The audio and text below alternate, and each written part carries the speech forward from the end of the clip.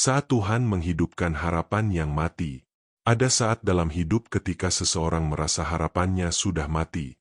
Dulu pernah percaya bahwa keadaan akan berubah, tetapi waktu terus berjalan tanpa jawaban. Dulu pernah berdoa dengan penuh keyakinan, tetapi kenyataan hidup justru semakin berat. Kekecewaan demi kekecewaan membuat hati menjadi lelah. Sampai akhirnya seseorang mulai berkata dalam hatinya, mungkin memang sudah tidak ada jalan lagi. Banyak orang pernah berada di titik seperti itu, tetap menjalani hidup, tetapi tanpa semangat, tetap tersenyum, tetapi hati dipenuhi keputusasaan.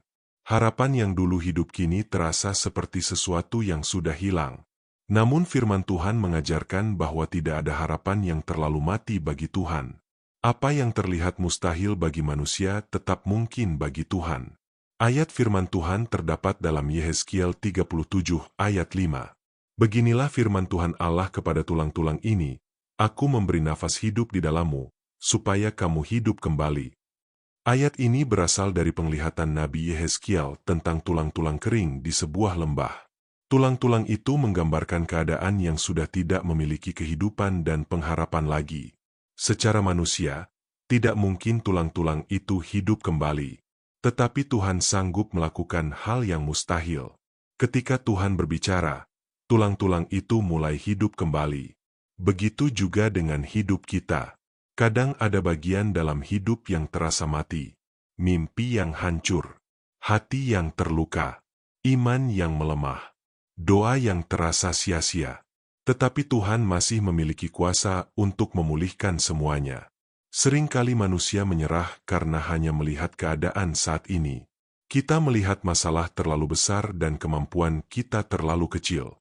Tetapi Tuhan tidak dibatasi oleh keadaan manusia.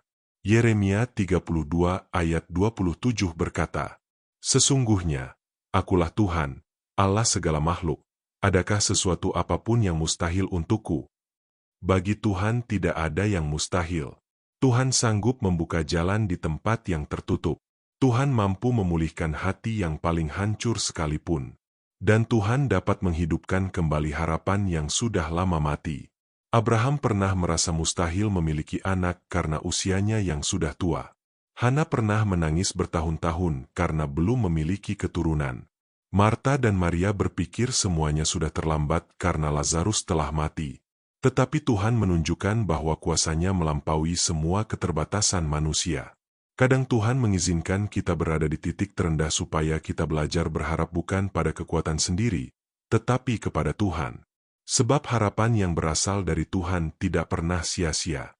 Roma 15 ayat 13 berkata, semoga Allah, sumber pengharapan, memenuhi kamu dengan segala sukacita dan damai sejahtera dalam iman kamu, supaya oleh kekuatan Roh Kudus kamu berlimpah-limpah dalam pengharapan.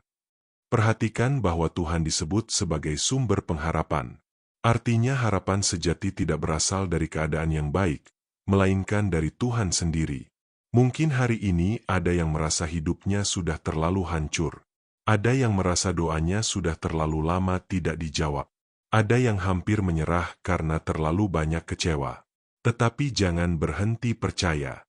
Selama Tuhan masih bekerja dalam hidup kita, cerita kita belum selesai. Apa yang terlihat mati hari ini bisa dihidupkan kembali oleh Tuhan pada waktunya. Mungkin pemulihan itu tidak datang secepat yang kita inginkan, tetapi Tuhan tidak pernah terlambat.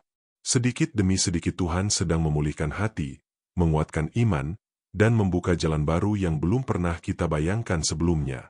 Tetaplah berharap kepada Tuhan. Tetaplah berdoa meskipun pelan. Tetaplah percaya meskipun keadaan belum berubah. Karena Tuhan masih sanggup menghidupkan harapan yang telah mati. Mari berdoa. Tuhan, saat hatiku lelah dan pengharapanku mulai pudar, tolong kuatkan aku. Ajarku untuk tetap percaya kepadamu meskipun keadaan terlihat sulit. Hidupkan kembali harapan di dalam hatiku dan berikan aku kekuatan untuk terus berjalan bersamamu.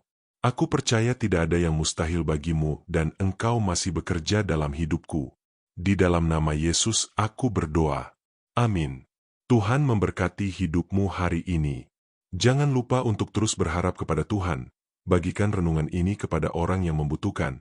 Dan dukung channel ini dengan like, subscribe, serta share agar semakin banyak orang dikuatkan oleh firman Tuhan.